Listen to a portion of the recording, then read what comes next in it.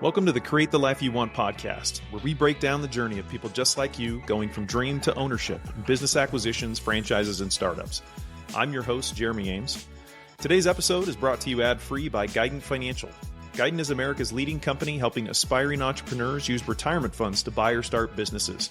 If you're committed to buying or starting a business, you can find out more about your funding options by going to www.guidantfinancial.com. That's Guidant financial.com. Now, let's get started with the show. Welcome, everyone, to the Create the Life You Want podcast. Today, I am excited to introduce our guest, Jason Bowman. Jason's got a great story that we're going to dig into here in a minute. But the thing I really want to highlight about Jason's experience is Jason has built a pretty significant multi-unit franchise empire, and we're going to learn a little bit about where he started and how he did that over time. Jason, welcome to the show. Thanks, Jeremy. Thanks for having me. Glad to be here. Well, I'm curious, Jason, this is the question I always start every interview with. Did you always know you wanted to be an entrepreneur? Or if not, what was the point in time where you thought, hey, I might do this crazy thing, like take ownership of my life and start or buy a business?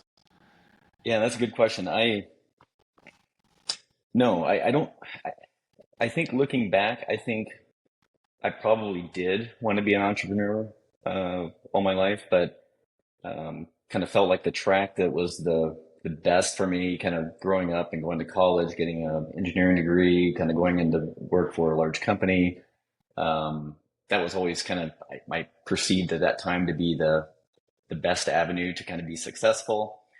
It was only after about maybe 10 years or so in the corporate world where I kind of realized that it wasn't satisfying, probably in a lot of ways. A lot of people listening to this can understand that, kind of the real life kind of progression. I mean, I wanted to hurry up and get to things that weren't happening fast enough in the career that I had chosen, or just a lot of different things like that. The kind of the restrictions, the kind of the commitment, and I think my risk tolerance I found as I got into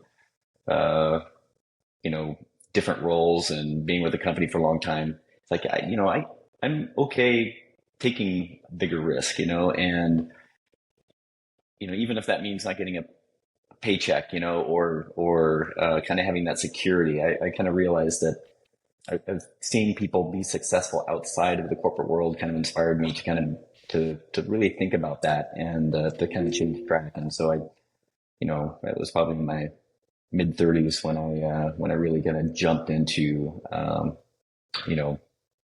getting into a franchise. So what did you do for 10 years before that? Yeah, so I went and got my undergraduate degree at Purdue in industrial engineering. I came out working for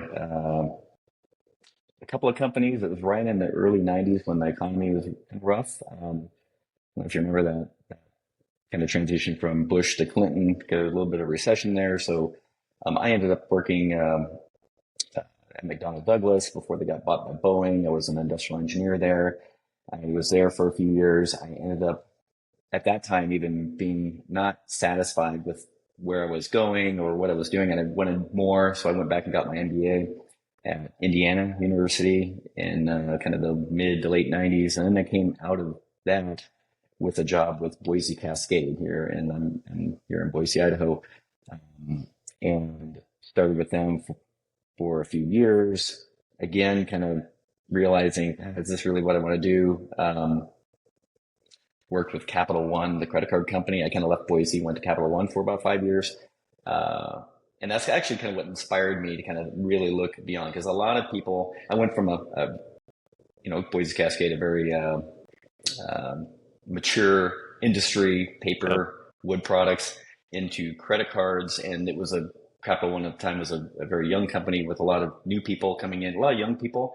And they had a division here in the Boise area that they ended up kind of closing down. And that was the transition point where, okay, this is kind of the early 2000s now. And, I could either kind of go back into the corporate world, or a lot of people were kind of jumping into franchises. Actually, I found a lot of people, several people that I was pretty close to, kind of jumped into kind of doing some franchise work, and it was like, man, there's an avenue here to kind of really make something happen instead of just kind of going back to work. So that's what really kind of triggered Yeah. it. And my wife kind of looks back and kind of says, you were just weren't happy. There's a lot of different things that people on the outside could kind of see. I wasn't satisfied. And then I just needed that little trigger to kind of get, I think kind of that option closing off. It's I think a lot of things in life are, you get comfortable and you don't want to jump out because you don't want to lose what you have. And kind of when Yeah. you do kind of lose what you have, kind of makes you look at it. So those are the things I did before jumping into sport clips. Yeah. So you're at Capital One and they decide to close the office. And that is the trigger for you to say, well, if I got to go do something new, like, what do I want to do? And it sounds like you were not feeling fulfilled with the corporate world. You had a few people around you that were looking at franchises. What made you say, yeah, franchise, or what process did you go through to try and figure out, hey, if I'm going to become a business owner, what would that look like? Yeah, I'm pretty analytical, and maybe sometimes overly analytical on kind of how I approach Yeah, things. And we so, heard you say you're an engineer. Yeah. yeah, yeah. So kind of looking through that, my wife, we had, we already had, we actually had our third child by this time. We had a house, mortgage, a lot of obligations. So the the idea of just starting something from scratch didn't seem reasonable. Like just way too much risk. I did need an income. I did need something to kind of cover the bills.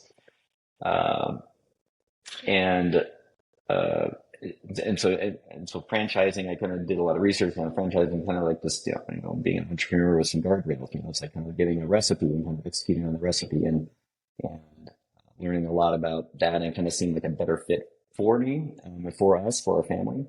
And so kind of really, and then in that process, like, okay, now if that's kind of the business model that I'm choosing, there's a, multitude of options in that field. And I actually ended up working with a franchise broker. And kind of, there's franchise brokers out there you could pay. It was one that I remember. I think a lot of them work on commission only. I wanted somebody that I pay a fee to because I wanted some sort of independence from Oh, franchises just interesting. sending me Who's going ideas. to So I pay paid a them a fee big to fee? this particular one. They kind of walked me through some different ideas, and from there it was just kind of investigating, building some, looking at the model, looking at what the investment thesis was of each of these franchises were, and kind of did I really kind of latch onto it? Is this something I could believe in? And we ended up with Sport Clips, which is the franchise we ended up with, and I remember thinking that it's a it was a lower risk, slow growth, but kind of steady, more conservative path. It was kind of haircuts are seen as a recession-proof Yeah. industry, and a lot of things about it. So that's kind of where we gravitated towards, and launched that in 2000. Launched our first two stores. We bought 5 licenses in the Boise area, and then Oh, launched wow. our first two stores in 2006. Yeah, it's had its ups and downs for sure, and it did start out really, really rough. In fact, going into the teeth of the 2008 recession, which I Yeah. think some of us can remember. We had opened our third store at the time, and can make a long story short, the first store was not profitable right out of the gate. I had this kind of dream that, hey, I opened the store. Wow, maybe it's going to be really profitable. I can kind of, my position with Capital One ended, or the business closed here. We had an opportunity to move to Virginia, but declined it and stayed here. And it's like, oh, maybe I can make this work and kind of live off of, the proceeds from one store or businesses. And that got dashed fairly quickly as I, kind of rolled into the first 6 months where it's just like, no, this thing is eating cash. And so I ended up kind of going back to Boise Cascade and working, but kind of doing this kind of on the side and kind of building it. And my wife was kind of all in. That was another big part of this, is that we were a team, and she ended up kind of picking up the slack and kind of managing the businesses. So we didn't take a salary from it for about 6 years. We kind of ended up putting any money we started making from it back into the business, paying off loans. And then it took a long time for me to kind of fully extricate myself from the corporate world. Okay. I love so many things about that I want to stick pins in and come back to. Um, but I want to just acknowledge, so you had decided with your sort of personality and risk profile that a franchise was the right avenue to go. you hire this franchise broker, but specifically you found someone that was you pay the fee, not necessarily getting all their fee from a franchisor because you wanted them to really represent your best interest. You chose Mhm. Sport Clips because you liked the idea of it being recession proof, even though you found out later maybe it's not totally recession proof. Mhm. How did you decide to take 5 licenses on? So a lot of people start with either one license or they'll buy maybe a 2 or 3 license pack. So I'm really intrigued by why you decided, hey, you said I'm kind of more risk averse, and then you're like, oh, I bought 5 of these to start off. Yeah, it was, well, I mean, that thing gets to like, in some ways I was risk averse, but in a lot of ways, I feel like a calculated risk, like I'm prepared to take a large calculated risk. And I think kind of looking at it and, did, I looked at all these business models and kind of built out projections, kind of did a lot of stuff. And I was like, I really think this can work. And if we're going to do it, I think let's really push our chips into the, in and really try to, so essentially about 5 because that's the max we could afford at the time, really, with all of the different obligations we had. I wanted to buy out the whole Boise area. It was a new concept. That was one of the things was looking at when I was looking at a franchise. I mean, I didn't want the 14,001 subway, down the street. I felt like there's more upside in it if you screen the franchise than something that's something new that I can kind of get in at the ground level, and kind of grow with it. And yeah, it's definitely riskier. So it was a way of introducing a little bit of risk to the franchise model, which feels like, okay, there's not much risk here, but I was on the risky end of that spectrum. I mean, I guess if you Yeah. wanted to put it that way. So pushed our chips on the table, about 5. At first it was like, oh my gosh, when we first kind of hit some, recession and kind of the stores were losing money, putting money into this thing, it was definitely very stressful. And there were a lot of off ramps that we were considering at the time. I mean, even the B word, bankruptcy, came up more than a couple of times, like because it was like, are we heading that way? Do we need to kind of offload these things? But every time I looked at it, I was like, man, the top line's growing. The top line's growing. If we can kind of keep this growing and get to this, 5,000 a store per week kind of level, man, this thing can work. And so, kind of monitored it in that way, and it was kind of hung on, and gradually it flipped. And instead of pushing the rock up the mountain, you kind of started rolling down. It was like, wow, this thing Yeah. is really working. So you decide to buy 5 licenses. You're trying to box out as much as possible this new area in Boise where Sport Clips hadn't expanded yet. How did you fund all this? How did you fund the franchise fees for 5 stores? But even more importantly, I mean, the TIs to open a Sport Clips, even at that time, were probably 250, 300,000, I'm guessing, Yeah. ish, to get a store up and Yeah. running. Maybe between 200, 250, yeah, Okay. to open a store. So um, we've always kind of been savers. So we definitely had some, ability to fund. We had the ability to maybe fund one store, more or less, but we did take an SBA loan, actually, let me take this back. So thinking back, I'd gotten some options and some things from Capital One. So when they closed down, I was able to cash out some stuff. And I think that covered the franchise fee, if I remember right. I think that was, for 5 licenses, was like $65,000, something like that. I Yeah. was able to cover that. I think that's what we did with our savings, and kind of covered kind of the incidental expenses. We got an SBA loan for the TIs, basically for the first store.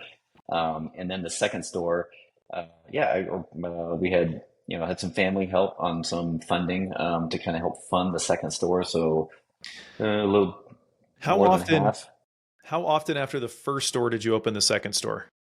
6 months. 6 months. So at Yeah. that point, you're probably not getting another SBA loan, right? I don't know if you asked, but you had a store that was unprofitable that had only been open for 6 months.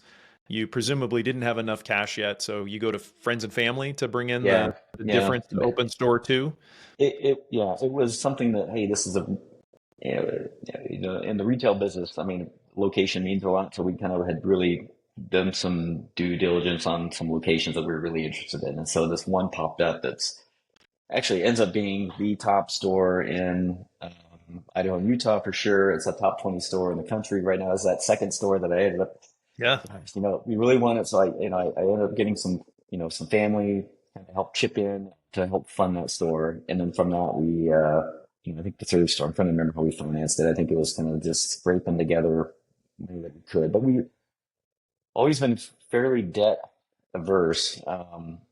But took on what we had to do to kind of get started, and then just every single penny we had after that. And after I got my sort of going back into the corporate world and working again, we did have some ability to fund the stores, even save a little bit, which helped dramatically. And then kind of used every kind of the Dave Ramsey beans and rice, kind of like live on less than what you make kind of thing, like in Yeah. a big way, and just using every extra penny to kind of pay off, all these debts. How was that going from leaving the corporate world where you weren't feeling fulfilled, having to sort of scrape your way back in while still trying to scrappily build this thing on the side? Like how did you get through it? What was your mentality during it?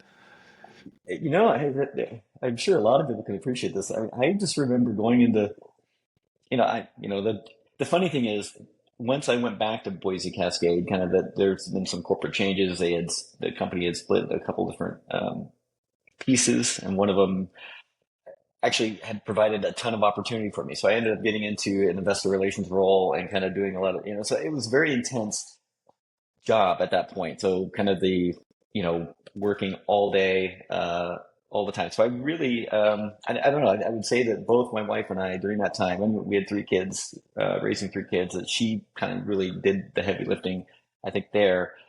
But I would work during the day. I'd come home at night. I would kind of look at all the stuff on the business, kind of chip in where I could. She was kind of doing the day to day, and yeah, it was all consuming. It was pretty stressful, but it was exhilarating at the same time, right? It was so. It sounds maybe like a ton of work, and it was. I guess in the end of the day, it was work, but it didn't feel exactly like work, if you know what I mean. I kind of actually looked forward to kind of like, hey, do we make progress here? How are the numbers on our side little business? Because while I was seeing a lot of opportunity in my corporate job, and they were kind of really, starting to progress and kind of getting to some of the things that I wanted to, um, I was still never, uh, I was always excited to kind of come back and go, man, how's the store doing? And seeing the little accomplishments and the goals and the things that we were accomplishing on the side. I mean, that was always very fulfilling, which kind of told me that, as much as I liked my corporate job, and I did grow it, there were things I miss about it for sure. But yeah, it was a constant reminder that my heart was really in kind of this entrepreneurship In your own and thing. seeing the results. I mean, it's definitely more of a direct. You see the results of what you're doing like so much more directly. I feel, in the corporate Yeah. world, you can have successes. You do a lot of stuff. You're an important part of the company. You're told that all the time, and but man, the day to day, like we did this and took this risk and here's what's happening. Is like can't get close to that in the corporate world that you do from your own business, I think. Yeah. So you got two stores open within 6 months. You've got to dive back into the corporate world to generate an income. Your wife comes and pinch hits and keeps the business moving forward. How long did you operate with two businesses and the corporate job? Like when does third store come along, and how long did you end up staying in that investor relations position before you said, "Hey, it's time to move over and focus on the business"? Yeah, so we opened those first two stores in 2006. We opened one in January and one in May, and kind of this that second one was, like I said, it was a great location. We kind of opened it before we kind of realized what we were really getting in for. Kind of still had the hopes of like, okay, 6 months of losses, and then this thing's going to break even, and then we're going to start making some money. Um, but part of our franchise, you buy a development license. So, we had a development schedule, and we were supposed to open one store, I think, every 10 months. It was the schedule. And so there was always in the back of my mind, we kind of got to keep opening stores. So we opened the third store about, let's see, late 2007, I think September of 2007. So that was in Nampa, and suburb of Boise here. Um, and so then at that point, we had three stores. I was working in Boise, had three stores, none of which were making money. Some good signs in some of them, but they were all losing money. And then that was about the time I got promoted at Boise into this investor relations role, of course, and that was a stressful time try to do investor relations in 2008 when your stock is kind of Oh below a yeah. dollar and kind of, running into all kinds of different, the, the credit crisis and everything that happened at that time. But so, and that was kind of some of the tough conversations. I remember I was in New York actually on a business trip, and my wife was kind of doing payroll, and it was like, she called me and she's like, we don't have enough money to make payroll this time. And, in our business account, it's like, oh man, okay, let's move over from savings. And we kind of talk about what can we do to absolutely, you know, just reduce expenses as much as possible. And, one of the things the franchise had recommended up to that point is have a receptionist, at the, kind of monitoring, the clients as they come in. And that was like, we just can't, we have every person in this business has to drive revenue. And so we had to, let people go. We took a lot of steps to really, pull expenses, to reduce expenses as much as possible. And at the same time, kind of continuing to see like sales were still trucking, they're growing, and we were seeing growth quarter over quarter. It was slow. It was this bumpy ride. And so I ended up, we ended up kind of on that path. I think we opened I would say the first 2 years we lost money. The third year was kind of this break even year. So maybe 2009 was kind of a break even-ish year. And it was like, okay. And then, and the operational leverage in the business is fairly significant. It's like once you can break even and cover your fixed costs and your variable costs, and, if you can grow another 10%, you start getting really a lot of leverage, and that and it starts really dropping to the bottom line. And that's really what we saw through 2009, 2010. And the recession did help us in a huge way in terms of we're a very personnel, retail intensive business. And so when people lost their jobs during that time and the unemployment rate really dropped, we were able to be way more selective in our hiring. And a lot of ladies that their husbands were in construction were out of work. And so they were eager to pick up more hours. And that directly correlated to the service we're to provide and kind of the resulting, the growth. And haircuts are a slow business. I mean, like you have the best haircut experience. I mean, you don't come back the next day like a restaurant. Like, I love Yeah. this place for lunch. I'd come back. It's like, the challenge. It's you don't know if you're doing well until 3 months down the road. So I mean, Yep. when they come back, and then you don't really know that for a couple of months. And so we started seeing that. And so I ended up, um, you know, to answer your question, I ended up working in Boise until about 2013. And then that's when I left the corporate world, when we paid off all of our debt, we paid off our mortgages, we paid off everything we had. And it was like the business income was matching my corporate income. And it's like, I felt secure enough to like, let's let go of this. And actually it wasn't me, my wife, actually, we were on vacation and we were sitting on a Christmas vacation with the kids. And she's like, in the way wives can do without kind of, sending a very strong hint. She's like, I know you're doing, you like your job and you're having a great time at Boise, but I'm going to take the kids this summer. We want to go spend a couple of months, with my family and go do some fun stuff. And you're welcome to come. I mean, you can't with your job, but we kind of started this business to kind of have that Freedom. flexibility, and Yeah. that this is our goal. And just not in a way like, hey, I'm going to divorce you if you don't do that. Like it was more like, I'm going to do this and you can do that. But it's like, I'm just telling you, and reminding you why we did this. And it was like, I reflected on that. And then after that was a Christmas vacation. I got back from that vacation and, it's like, yeah, she's right. It's like, and I put like a 6-month notice into my company. I was like, hey, listen, I'm going to leave this summer. And, um, they were super, super good to me. I appreciate everything that, I can't say enough good things about the company I worked for. And I wanted to give them as much time as I possibly could. But then we did. I left the company and then we went for a couple of months in Florida and kind of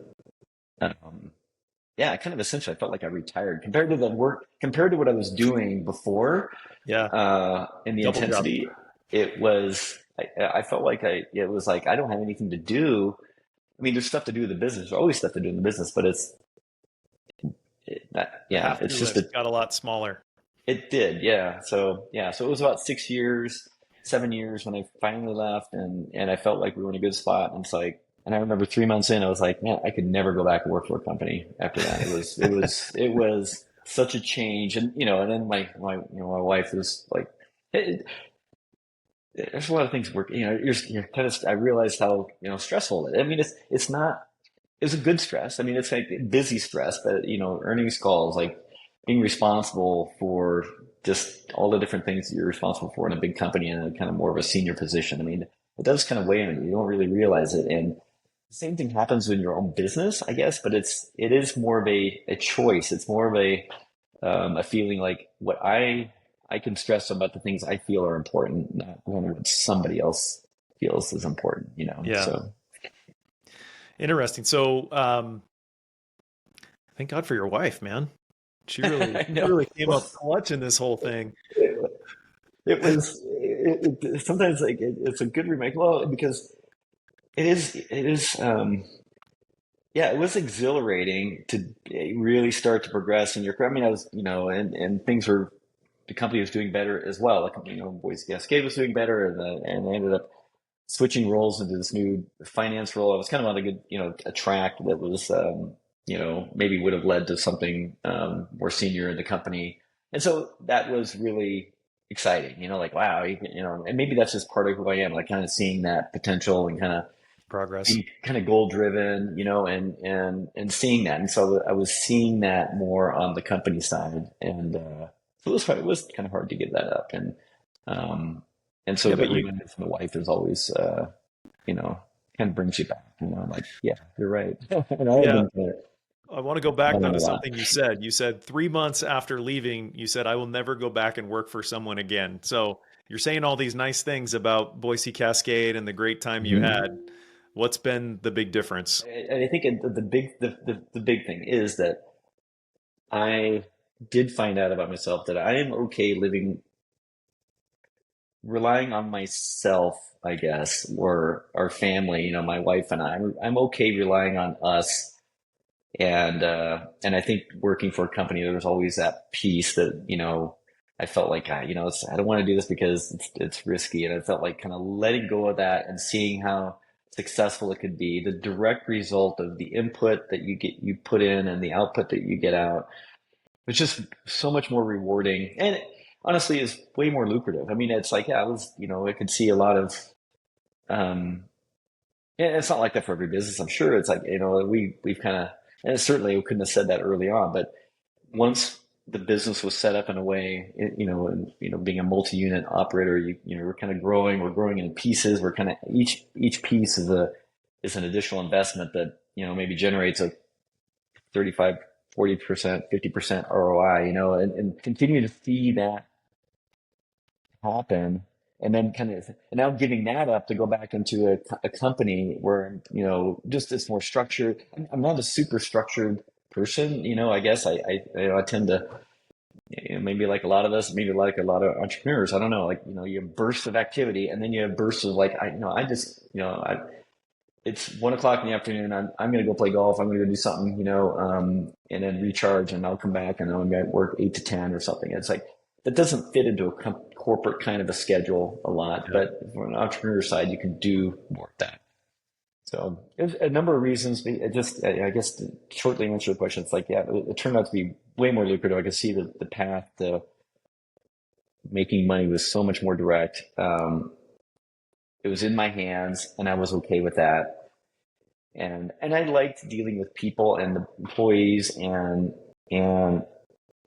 yeah, kind of overseeing a business. I mean, it was kind of Yeah. having that control. Maybe there's control aspect of that as well. Being in control of what you want to do with your business is very rewarding. Yeah. So you left Boise Cascade in 2013. When did store number 4 get opened? Yeah, so we had opened, and so I kind of fast forward a little bit. I think we opened store number 4 in 2011, and then we were in the process of opening store number 5 in, I think we had actually had, I think we opened that in 2012. So we actually were at 5 stores at that time. Yeah.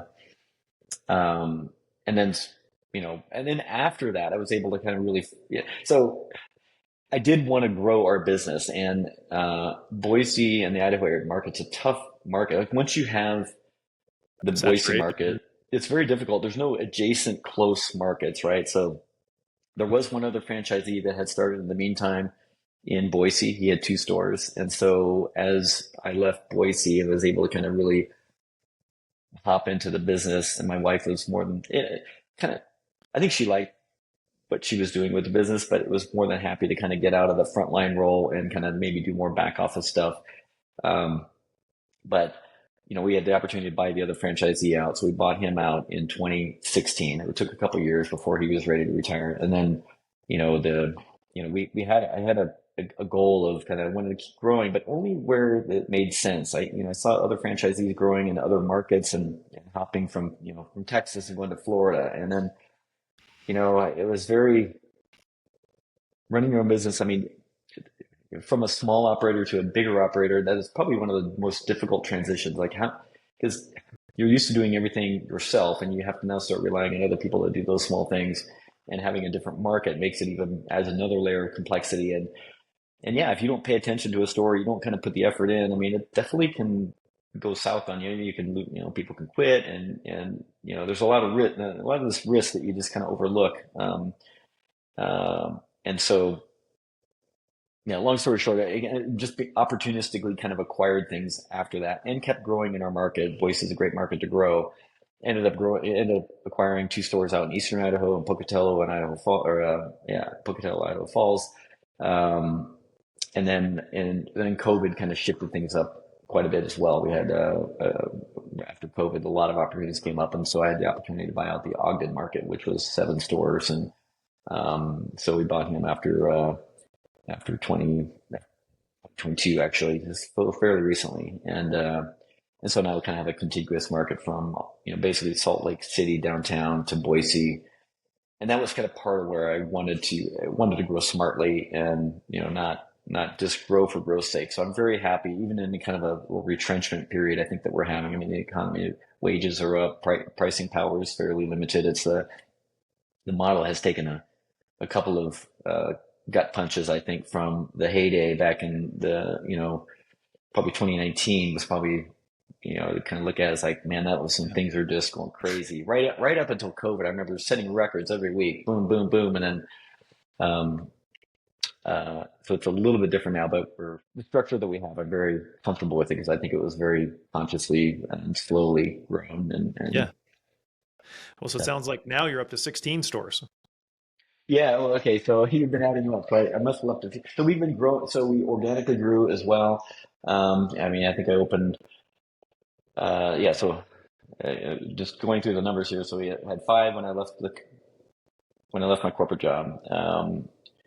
We acquired 2 and built another one. I think in 2016, 2017. Built Okay. another one in 2019.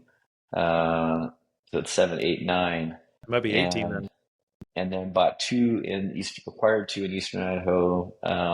So that got us to 11. And then Bought the um, 7 in Ogden for bought 18. 7. Yeah, that's 18. Then we built one in Twin Falls during this 2019. So probably every other year, we're building a store. So, and that's kind of Yeah. something that's part of how we have always looked at stuff. It's always a share of cash flow that's going into reinvestment in the business, kind of like reinvesting in dividends. I don't really have Yeah. dividends, but we have stores. And um, so these acquisitions were kind of layered on top of that continuous growth that we've had. So at this point, I think we've acquired 13, and even since the Ogden acquisition, we opened another one in Salt Lake, and then we acquired 3 in Salt Lake downtown. So yeah, I am kind So of now fast you're in the forwarding a little 20s, bit. Jason. Do you even know how many stores you have?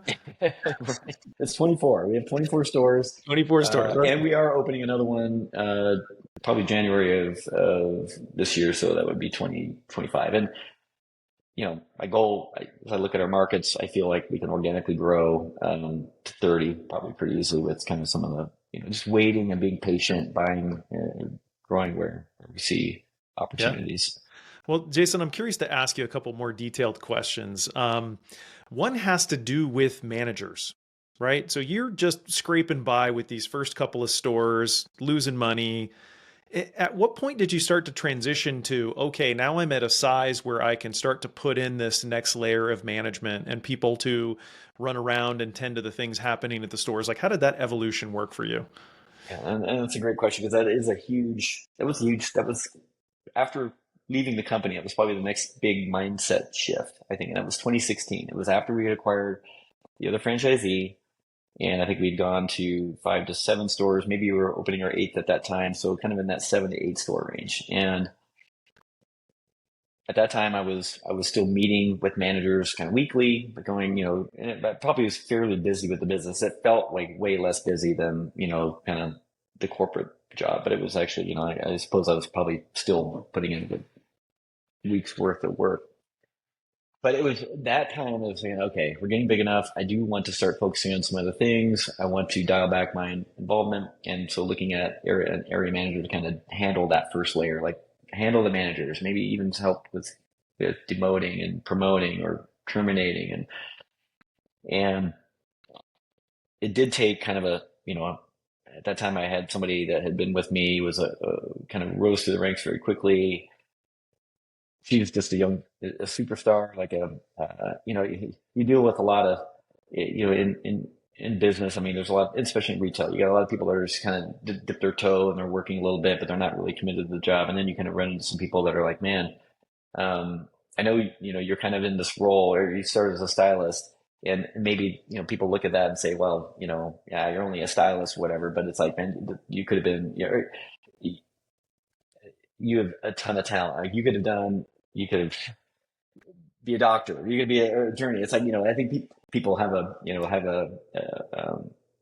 view of stylists maybe that, that's not very challenging, not very difficult. And maybe in some ways it's not, but it is hard work. And there's a lot of great people that kind of land in it. And there was one person in particular that stood out that was like, man, she's just, I think she could take more on. She thought like an owner. In fact, we'd have conversations. She's like, I want to open my own place someday. I was like, cool, I'll help you. Like maybe I can set something up, and maybe Yep. I can even partner with you. I can be a silent partner. But I sort of realized, man, if I can just keep her motivated and kind of maybe bringing her into the business more tightly, maybe I can keep her and kind of let her kind of do with my company what she wants to do on her own. And so that's kind of what it started. It was like, I really found somebody I really thought was a good fit, put her in this role. And my first conversation with her was like, okay, this is all overhead. This is, you're not doing any cutting anymore, or very little. So let me explain this to you. Like, you have to pay for yourself, so I'm hiring you to drive the business, to make more money, to pay for your salary. And she got it. And she was just like, yeah, and so this means like, here's some sales targets, here's some things that, like, here's the gap. We need to have the stores, from 9,500 a week or wherever they're at to, they got to make 10,000 a week, whatever it was, like 500 a week or 700 a week, whatever. We need to kind of get to that level to pay for yourself. And very quickly she was making a difference, like just her being in the stores instead of me. Um, and yeah, that's when I was like, yeah, this could work. And but it really does take kind of the right person. And Yeah. so I think I was very lucky in kind of choosing her, but also, um, I think she shares with me kind of that. It's almost finding somebody kind of like yourself that's kind of got that business owner's mentality that is probably the most important thing. And she's still with me, and she started as a stylist, and now she's my director of ops, and probably likely by this time this podcast goes out, we're kind of, we've put her in charge of kind of the whole business as I continue to step out, and so Yeah. we're kind of looking at, and she's, yeah, just, and now I've kind of done the same thing with her, kind of layered her with area managers underneath her, and kind of really, it's it's difficult to make that first dip your toe in that and put that expense out there, especially after the flashbacks of 2008. Like, oh my Yeah. God, we had to let go of so many people because they weren't driving revenue. And so, um, and it's like, I don't want to do that again. I want to set them up for success. I want to make sure it's a good thing. And so, but once I did it, I was like, okay, this is going to work. All right, I can step back and let's do more of it. And so, Yeah, and I want to point out something that's unique there, Jason, is you didn't go out and try to recruit someone externally. You had been running these for years and had grown someone in your organization to the point where you're like, I know who that person is. I trust them. They get the business and they've already demonstrated that they can think this way. So I'm going to invest more in that person. That's that's beautiful. yeah, and that was a little bit of trial and error too. We did over time, and we over with the 18 years we've been doing this, so we've tried pretty much everything. And so yeah, we have brought in like managers externally, and it, like I say, it never works, but it's very difficult. I mean, it we have developed a culture. I think it's like maybe not super consciously all the time, but it's like my Jamie, my person, like she knows she was there kind of when we were kind of like where like, what are we spending money on this? Like I was looking at every little cent, and she remembers those days, so it's still in her head. And so the people that come in don't really see like, yeah, we, times are different and we were successful today, but it wasn't always like this. And it takes that kind of constant vigilance, on some of these things. So yeah. So 24 stores now, how has it changed the way that you operate? I mean, at what point did you have to build sort of a centralized team that's, because when you start, every employee you have is working in a store, right? Hmm. And probably Hmm. most of them are cutting some hair, like they're doing actual things that are generating revenue in the moment. Walk us through the expansion of how that happened and then sort of what your organization looks like now with 23, 24 units. Yeah. It's been gradual. Like, the first step was kind of getting an area manager. It kind of deciding. I mean, there's a lot of thinking, like how much can we afford on admin? I mean, I'm always kind of looking at, and I think a business owner has to. It's like you've got to be the voice of the business. Like, what can this business support? It's like there's a lot of things we need to do, and if you ask, some people might say, yeah, we need somebody to do this and this and this and this, and it's really the business owner has to kind of go through and go, well, what do we really need? It's like, okay, we could hire somebody to do 50 different things, but they're not really driving value. They're not really helping the business. And maybe there's some marginal value there. So I'm going to punt on all that. Um, we can, so it's looking at it maybe bottom up, like what can we afford? And then kind of top down, like what is it that, we really need to do, and honestly, kind of how much do I want to participate in it? So it was a gradual thing over time where we uh, had the area manager, and as we grew, I was very reluctant to add more people. And when we kind of did these big kind of quantum leaps, I guess, where we added 2 or 3 stores at a time, or 7 stores, it really changed the nature of it. Okay, we have enough business here to uh, to really think about like maybe how we want to structure and COVID. And so it's been really mostly recently that we've kind of made this commitment to like this larger organization. And it's also been a commitment on my side where I've been trying to step out. And so there's a trade-off. Yeah, I could do more and do some of the roles, but I'm trying to enjoy like, my time and kind of be able to take Yeah. vacations and stuff. Um, and so now today we have an organization where we have a director of ops. Well, maybe one more thing is I want to try to make sure I'm not rambling here as I go through this, but I did go through a process. Actually, I was in an organization that I know that you're in, EO, Entrepreneurs Yep. Organization, and one of the things that they kind of acquainted me with, and I got involved with, was the EOS, the Entrepreneur Operating System, where they do kind of talk about companies kind of in this mode of kind of moving from medium sized to larger, or small to medium sized, and looking at like the functions that you need to kind of really handle. And so looking at that template and figuring out how it might work for us did lead me to really make some investments in that. One of the things that kind of came out of that exercise is that we don't, most companies have a director of sales, uh, or marketing function. We don't really need that as a franchise. I mean, it's a little bit different for us, but we do need somebody that does recruiting. And so I ended up hiring a director of recruiting, does nothing but recruiting and does some marketing stuff on the side. But Yeah. really, we kind of talked about that. And this recruiting is the big need in our company, operations, and then finance. And I just recently hired somebody kind of over finance and the back office operations, along with a couple of contract employees that she oversees, that handle payroll and accounting. And so I have kind of 3 people now over that: finance, payroll, HR, accounting. Uh, 3 people over operations, kind of a director of ops. I'm sorry, 4 people, 3 area managers and a director of ops, and then one person over recruiting who kind of interacts with stylists that kind of take turns being, helping with school visits and different things that we do to kind of recruit new stylists. So Yeah. That's my structure today. And I do view it as quite expensive as I look at our P&L, because I've hired quite a few people. It's about, but it's still a 5.5% of my revenue, for my admin part. And I guess that's including our salaries too. But Yeah, but um, you just got back from a 5-week vacation in Europe, so I'm exactly, assuming yeah. it's worth it. I do have someone I can, I'm still involved, quite a bit involved, but when I do get emails, there's kind of a home and people to kind of take care of stuff where I had to take care of stuff before, and that's kind of where we wanted to get. And the site, and that's one thing, is the functional part of the business, but the other part too is also keeping people career growth opportunities. I mean, I was getting to the point where it's like, even if this isn't, if it's, I'm on the edge of like, should we add this position or not? But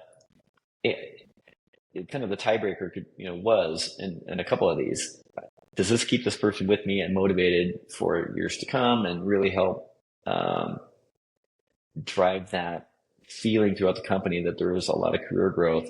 I would err on that side. I've done that recently, and I think that's been a big positive, because I think as the labor market's gotten tighter, those things are more important. I mean, it's not, people like to see a company that's growing and having kind of people that are getting promoted and getting new positions. And it's kind of rare in the hair industry. I think it's not, there's a lot of competitors who just kind of, end up at the top, and then there's no opportunity after that, after store manager. Yeah, sounds like you've built a lot through internal promotions. I'm curious, Jason, you've now done 3 separate acquisitions as part of building to 24 stores. What did you learn from doing that? Like, where did you find the bodies were buried and learn tough lessons? And where have you been sort of pleasantly surprised in that process? Yeah. And I've actually done 4. I think when I was 4. relating Okay. my thing, I left one out. We acquired 3 in Salt Lake City, 7 in We're Ogden, going to be 2 at in 50 Eastern stores by the Idaho. time we're done with Yeah. this interview, Jason. Yeah. So it does. It probably seems funny externally, but it is kind of easy to lose track after a while. It seems like it's um, yeah. Most of them have been fairly recent, but so I would say the thing that we've learned the most is that there's a couple of things. One is I did probably I probably overpaid from an external point of view. I probably overpaid for almost all of the acquisitions. I think if I talk to other franchisees, they're like, "Oh man, I picked these stores up for great deal. 3 times cash, or 2.5 times cash, or maybe even 1 times cash or something like that." And so I'm paying like a 5 times cash multiple, maybe upwards of 6, or 5 times EBITDA, 5 times, 6 times EBITDA. Yep. Um, but they made sense for our business. I mean, it was an adjacent market. I wasn't looking at the stores individually. I was kind of looking at, does it add kind of, is there an extra layer of value that's added by adding these stores? And I think that has really helped. And now we've got a contiguous operation. There's just a lot of side benefits to that. Recruiting. I'm not competing, and owning a whole market. That's the other thing. All of the markets we kind of grown in, it's like, I want to be the only player in that market. So I think that thesis has proven to be fairly successful. It's like, yeah, not recruiting against a fellow franchisee in terms of stylists and wages. When somebody raises their wages, it's very nice. Um, One of the negatives, though, is that culture does mean a lot. And three, 3 of the acquisitions were from team leaders or franchisees that were ready to sell and ready to kind of get out of the business. They wanted to retire. They were tired of dealing with the business and kind of had neglected maybe the business. The other one in Ogden was with a team leader who was very much involved with the business, very good team leader, and had developed a very strong culture. And when, and frankly, when he was out of the picture because he was so involved day to day, it left a vacuum. And Yeah. we were not able to fill that in the same way that he was. And we don't, it was, there's a distance factor. There's just, I'm not in the stores every day. Um, and that was more difficult than I thought to kind of get through. I think there was a lot of skepticism from people about like, hey, I know that you guys are supposed to be really good and treat people fairly and stuff. But I think it was they looked at us from like, you're going to have to prove that to me. And it Yeah. did take a lot of time. So I think that was make me way more cautious in the future on a particular acquisition, kind of Was it was it having harder it to take over the integrated. neglected stores or harder to take over the one where taking the owner out of the equation created this vacuum? I think that latter was harder. I mean, the stores were successful. I mean, they're making money. So in that case, it's a lot easier. The other stores that we purchased maybe weren't making as much money. And so, Yeah. but I think people were ready they were happy that we were there and Somebody who's going to pay excited. And attention. there was some Yeah. momentum. And like, yeah, there's, the things that weren't getting fixed that were coming in, we're spending money to fix them. Like we're offering some benefits that they weren't offered before, 401k, some of that stuff. And so they see like a lot of positive changes and I think they get fired up. And I'd almost rather have that kind of situation than the opposite. I mean, they're both good. It's just the challenge. It was definitely a challenge to kind of get that same. I would say it took like a year really to really get some of the culture aspect to kind of be um, to not be, we have ways of getting feedback internally. And so there's just a lot of negative feedback that was coming internally and like, and we would talk as the management teams, like, we feel like we're doing everything we can, bending over backwards kind of for kind of some of these new stores. And, they obviously didn't see it that way. So it's like, what are we doing wrong? I mean, how can we, you know, just a lot of teeth gnashing on that. And I think the big thing was just being consistent, being credible. Like you develop credibility over time. You don't come in and just, people don't respect you or think you're credible just because you bought their store, right? In fact, it Yeah. turns out that it's the opposite in some situations. So is there anything as you think about the next acquisition you might do that you would do differently or think about differently? Well, I mean, I think the landscape right now is a little different than when I was making the acquisitions before. I do think, I mean, we just had an election, so we'll see how that changes things. But yeah, I'm more cautious, I think. Well, and part of it's like the low hanging fruit's been taken. Like, like it again kind of gets back to why did we choose forklifts in the first place? It was like, because it was brand new and we could kind of, it's a green field everywhere. Go choose your best spot and open a store. And now it's like, okay, those spots are gone, and so now it's being a little more careful. The cost, I mean, construction, I mean, every part of that chain and opening a store, costs are up and wages are up. The cost to build a store is up.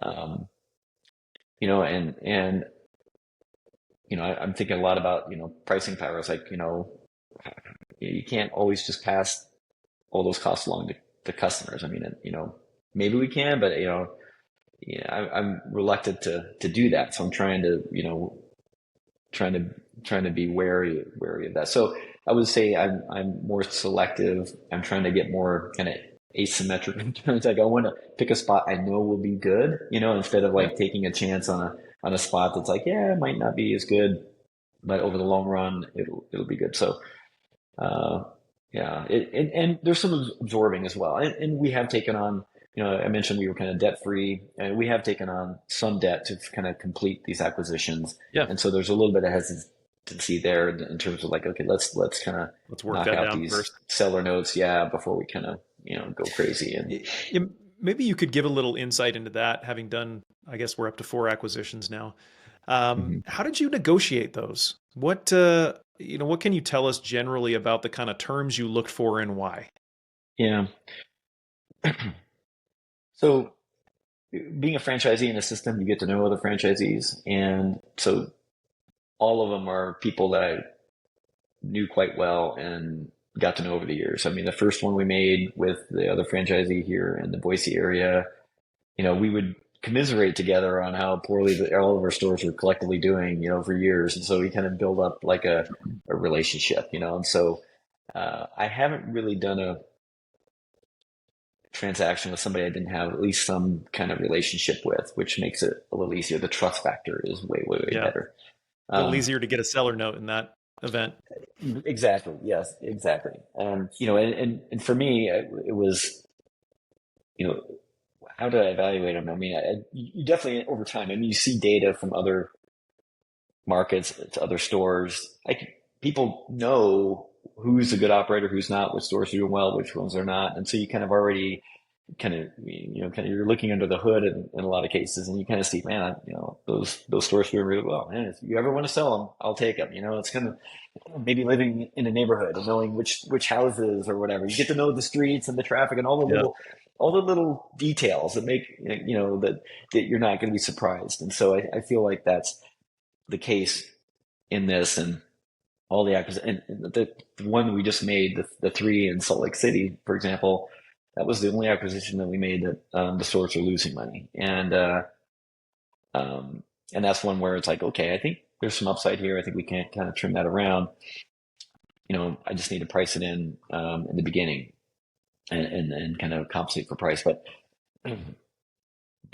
yeah, so I feel like everything we've done has been, I think in terms of giving advice, it's like not every store is worth the same. I feel like there are ratios out there that you can use in terms of like saying, I'm never going to pay more than this store. I think it's kind of like a house or something else. It's like if there's something that's really good about an asset, Yeah. or business, I mean, it's worth it. I mean, the acquisitions that we've made, they have been they've been worth it, even though I technically overpaid. And I think the seller felt very good walking away from that deal. It's like I feel good about it. It's maybe buying a stock like that's maybe it hit its 52-week high, but still it doubles over the next year. So you feel pretty good about it. Both sides probably do, but um, so I feel like that probably is the biggest thing that I've been different in most of the franchisees in sport coach. I see a lot of transactions being made at very bargain basement prices, and it's like a kind of unwanted assets being traded to other, to Yeah. people that think they can turn them around. And yeah, I think we've been very targeted and You paid would the rather price. overpay for a good store Yes, than right, get a great deal on a bad one. absolutely. And I've had no regrets, and so far, knock on wood. I mean, in fact, the ones we just picked up, we are. Yeah, I mean, it's going to be a little bit of a road to get those to being profitable, but I think we Yeah. can get there. Well, let me ask you this with those deals. What sort of parameters did you think, like what percentage did you have to bring of cash to the deal versus what percentage of outside debt you brought in versus what Yeah. percentage of debt was just seller direct? So each one was a bit different. It kind of depended on what the seller wanted at the time. I do kind of feel like we've always been in a very good financial position. We're over levered. We're kind of, the first couple acquisitions, I mean, we have no debt at all. We had no debt at all. And so we're coming into it like, okay, what is it that you really want? You want price? You want terms? Do you want cash up front? I mean, some people don't even want cash up front tax. They want to kind of get some payments over time. And so I guess it would start with kind of that kind of conversation. Like, what is it you want? My preference is to pay you quickly. I want to give you, maybe give me a reasonable price for the assets. Um, in the case of the first acquisition, it was two stores. I think we paid about 5 times cash flow in that acquisition, which at the time seemed very expensive. But it's like, I'll give that to you. Give me maybe an entry. I think what we did, we split it into a couple of payments. We paid it off within 12 months or 18 months, but we got like a 2.5% note on it. So I'll give you the price you want. You maybe give me. I hate paying just interest. So I'll work some other knob. Like, what other knob can I work to kind of get you what you want, but I can still draw some value back to me, and that you're still happy. And so that's kind of what we did. And most of the time, it's fallen into this: pay you the multiple that you want, give me the financing that I want, and, and I will, pay and under the commitment that I'll pay you very quickly. And so I think all the acquisitions that we've done, the two we paid off within a year, the two in Eastern Idaho we paid off within a year. Again, I paid probably about 5 times for the Eastern Idaho acquisition, and But you're just uh, you're rolling the profits from the other stores into paying these new ones off, right? So you're bringing new ones in and rolling it back yeah, into. exactly. I mean, it kind of gets fungible at some point. Like, I mean, I don't know where it's just like we just kind of, I look at the business like, okay, I'm going to take, my cut is like kind of a pretty small piece, and the rest of it's really going back into the business. I mean, yeah, we'll spend some money on, take out money personally for some projects. We're doing a house remodel now. Some different things that will take money and spend it. But our personal habits, I guess, maybe haven't changed that much, and so we're kind of living maybe on a similar income that we always have lived on, maybe more. I'm sure we're spending a lot more, and you're not really paying attention to some things, but the rest of it's rolling back into business, which kind of gives you opportunities to kind of like, oh, hey, what makes sense? What can I buy?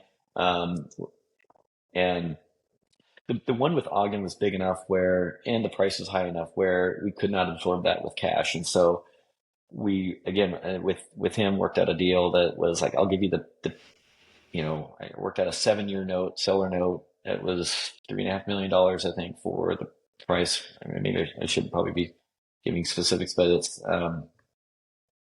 but we're like just chunking that down 500 grand a year. Paid 500 down on that one. That is a typical, like, paid Yeah. 500 down on a $3.5 million note, and 3 million refinanced, and we're paying 500,000 a year. And I financed it. Like what I said, I'll give you the rate that you want, but I'll,